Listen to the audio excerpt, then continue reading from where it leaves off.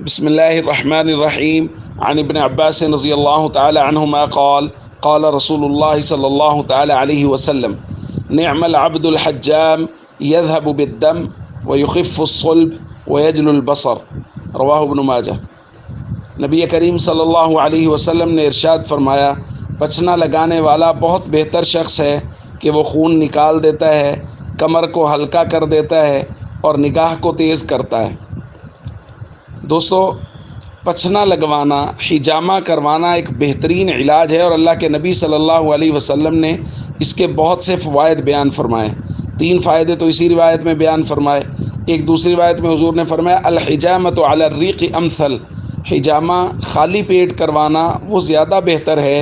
وہی تزید فی العقل، یہ عقل میں اضافہ کرتا ہے، و تزید فی الحفظ، اور حافظے کو بڑھاتا ہے، حافظے میں اضافہ کرتا ہے۔ اور اس کی بہت ساری تفصیلات اللہ کے نبی صلی اللہ علیہ وسلم نے بیان فرمائی، تاریخیں تک بیان فرمائیں، ایام تک بیان فرمائیں۔ حضور علیہ الصلوۃ والسلام نے ارشاد فرمایا، جو شخص حجامہ کا ارادہ کرواتا ہو کہ حجامہ کرنا چاہتا ہے، اس کو چاہیے کہ وہ 17، 19 یا 21 تاریخ چاند کے حساب سے ان تاریخوں میں حجامہ کروائے۔ اسی طرح حضور علیہ الصلوۃ والسلام نے ایام بھی مقرر فرمائے۔ حضور علیہ الصلوۃ والسلام نے فرمایا جس آدمی کو حجامہ کروانا ہے وہ جمعرات کے دن حجامہ کروائے۔ پھر حضور علیہ الصلوۃ والسلام نے ارشاد فرمایا کہ وہ پیر اور منگل کے دن حجامہ کروائے۔ اس کے علاوہ باقی دنوں میں حضور علیہ الصلوۃ والسلام نے خاص طور پہ بدھ کے دن سے منع کیا کہ حجامہ نہ کروایا جائے۔